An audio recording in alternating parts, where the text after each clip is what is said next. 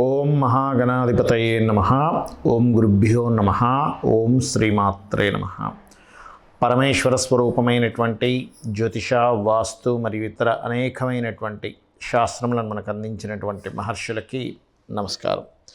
హయగ్రీవ హయగ్రీవ హయగ్రీవేతి యో వదేత్ తస్య నిస్సరతే వాణి జహ్నుకన్యా ప్రవాహవత్. అరుణాం కరుణాతరంగితాక్షీం ధృతపాశాంకుశపుష్పబాణచాపాం అనిమాదిభిరావృతాం మయూకైః అహమిత్యేవ విభావయే భవానీం. శ్రీమాత్రే నమః. ఓం పితృదేవతాభ్యో నమః.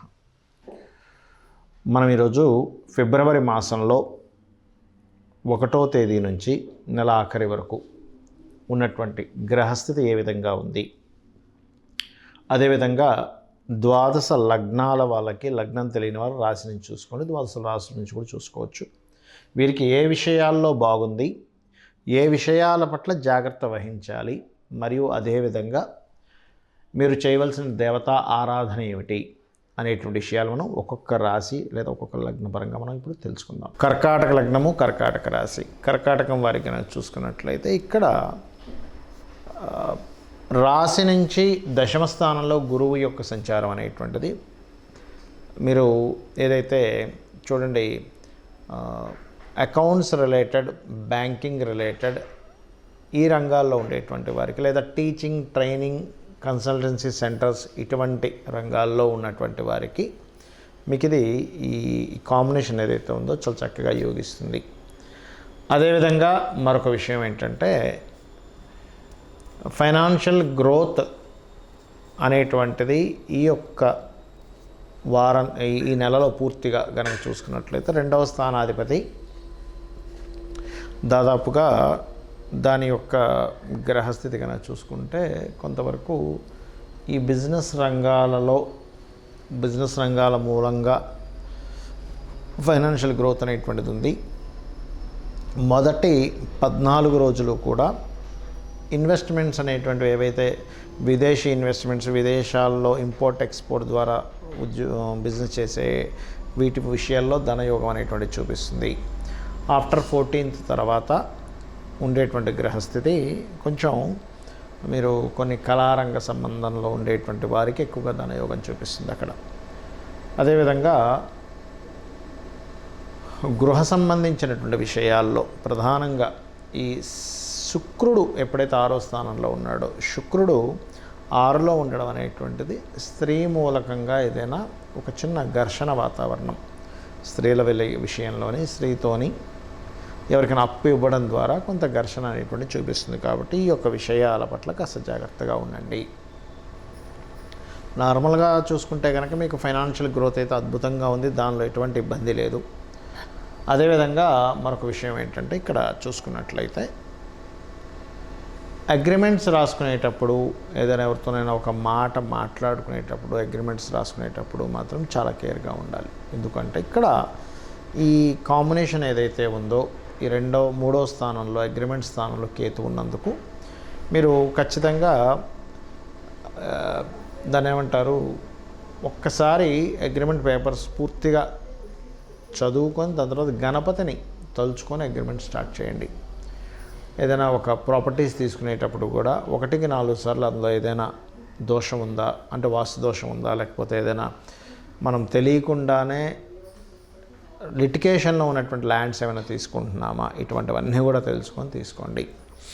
ఇంకా అదేవిధంగా ఇష్టపడిన వారిని వివాహం చేసుకోవడానికి చేసే ప్రయత్నం కొంతవరకు ఫలిస్తుంది.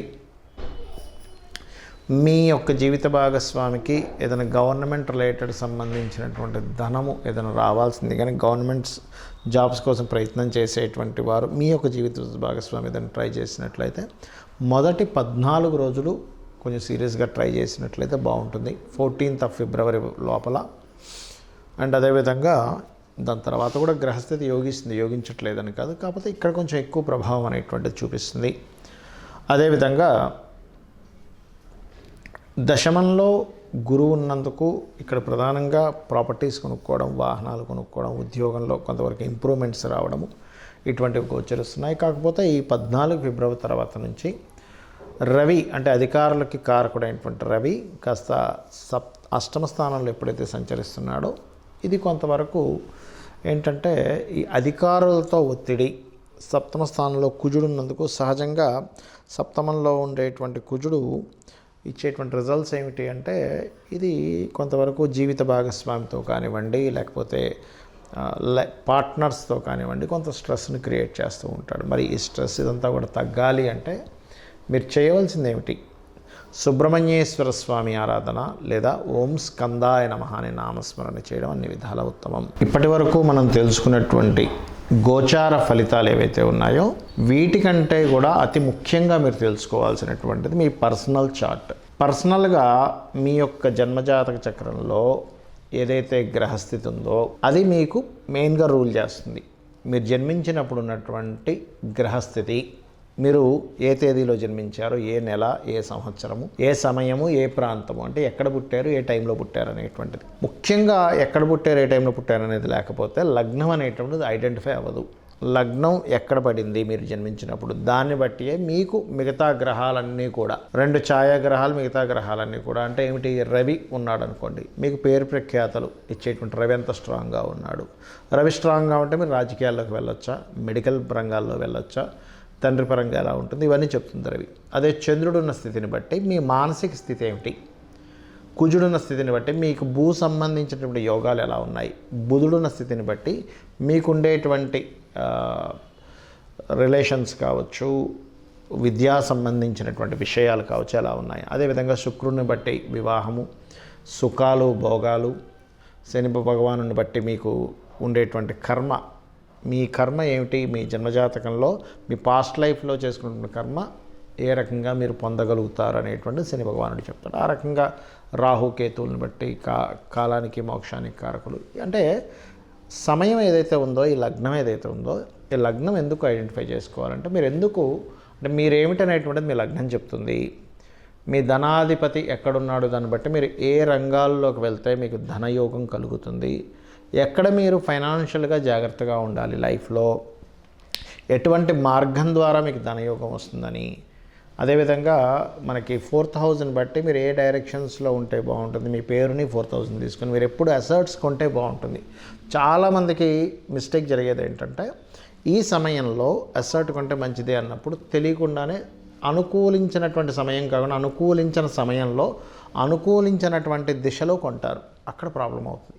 అదేవిధంగా సంతానం ఒక మార్గంలో వాళ్ళు సక్రమంగా వెళ్ళలేకపోతున్నప్పుడు వాళ్ళకి ఎటువంటి దేవతా ఆరాధన వాళ్ళకి నేర్పిస్తే బాగుంటుంది, వాళ్ళకి ఏ మంత్రం చెప్తే బాగుంటుంది అనేటువంటి కూడా చాలా ఉంటాయి. వాళ్ళ హెల్త్ పాయింట్ ఆఫ్ వ్యూ కావచ్చు, వాళ్ళు ఎదగడం కావచ్చు, ఇవన్నీ కూడా.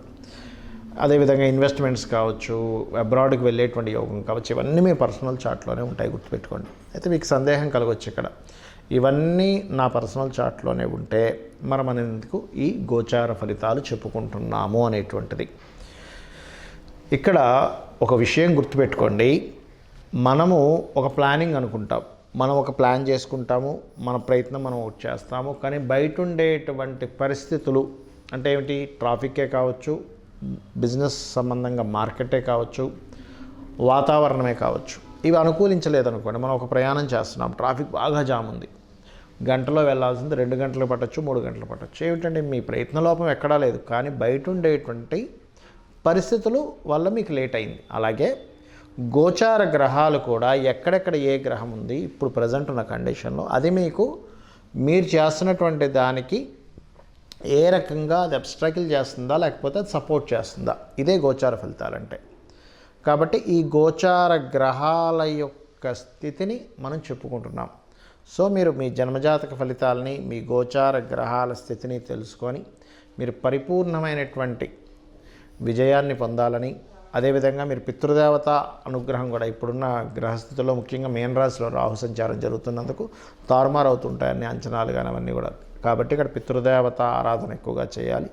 చేసినట్లయితే మీకు ఖచ్చితంగా పరిపూర్ణ విజయం అనేటువంటిది ఆ పితృదేవతల అనుగ్రహం ద్వారా మీకు లభిస్తుంది. శ్రీమాత్రే నమః.